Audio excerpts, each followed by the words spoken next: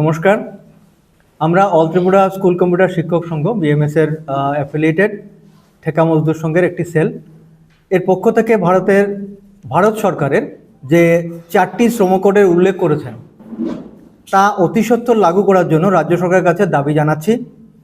তৎসঙ্গে BMS গতকাল যে DM two CM deputation হয়েছে তাতে পূর্ণ সমর্থন জানাচ্ছি, যা একজন নাগরিকের চাকরির সময়কালে নিম্নতম মজুরি, সামাজিক নিরাপত্তা ও চাকরির সুনিশ্চয়তার পক্ষে। আমরা রাজ্যের কম্পিউটার শিক্ষার উন্নয়নে বিগত 1 দশক ধরে কাজ করে চলেছি। এই সরকার আসার পর যেহেতু ধাপে ধাপে আইসিটি কম্পিউটার এডুকেশন রাজ্যের অনেক স্কুলেই চালু হয়েছে, তাতে আমরা কিন্তু গর্বিত।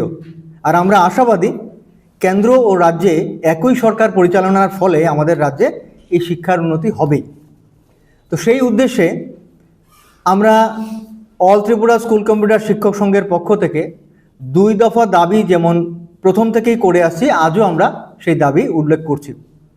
প্রথমত, ছাত্রছাত্রীদের গুণগত কারিগরি শিক্ষার উন্নয়ন ও আইসিটি কম্পিউটার শিক্ষার সঙ্গে জড়িত শিক্ষকদের নিম্নতম মজুরি, চাকরির সুনিশ্চয়তা, সামাজিক নিরাপত্তা প্রদান।